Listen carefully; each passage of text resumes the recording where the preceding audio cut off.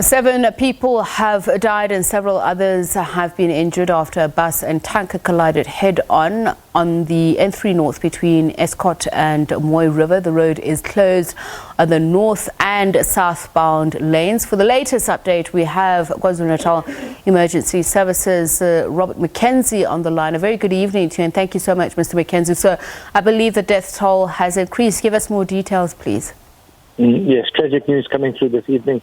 It's just been confirmed that 7 people have tragically lost their lives in this crash, which occurred earlier this afternoon at about 3:30 on the N3 highway in the vicinity of Estcourt. Is there any idea as to what happened, what led to the collision? Well, there are some initial speculations that have been conducted, or there are some initial speculations. However, as EMS, we don't comment on the cause of crash, and we leave it to our colleagues at the road traffic and all right. Well, investigate. Tell us what you found, because we understand that a bus and a tanker collided, but that the people who died were from a bakkie. Was that bakkie caught in between the two vehicles? Yeah, we know that there was 4 vehicles involved in the crash. It was the tanker carrying a hazardous substance, which is flammable. It was the bus, as well as a bakkie and another truck involved in the crash. It appears that the bakkie was between or in the vicinity of the truck and the bus, which burnt, and all 3 of those vehicles burned severely. I mean, just looking at the visuals of those big plumes of fire, just how bad was it? How long did it take to extinguish the fire? Well, it's taken several hours. The vehicle is still very hot and firefighters are on scene. The vehicle was carrying a flammable substance, which made the fire so big and made those big plumes of smoke. Any idea what that substance was? Sorry, I didn't hear you. Any idea what that substance was?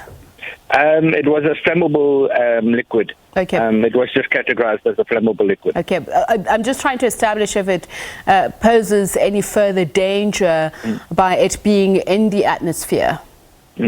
Well, it was categorized as a flammable substance.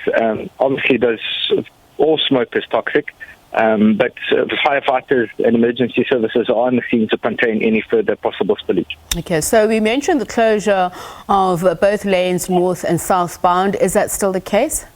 No, that's not still the case. The northbound carriageway is still currently closed because that's where the crash happened, or the majority of the vehicles came to rest after the crash. The southbound carriageway has since been opened and traffic can flow down the southbound. However, motorists travelling northbound will have to use the R103 at the Trevorton North ramp. Any advice that you would give to motorists, especially who may be looking to use the same road tomorrow morning? Well, at this stage, it's not known when the northbound carriageway will open. There is an alternative route, but we do know that always results in congestion. The N3TC will be advising motorists as to what the situation is. Okay, thank you so much for speaking to us. KwaZulu-Natal Emergency Services, Robert McKenzie.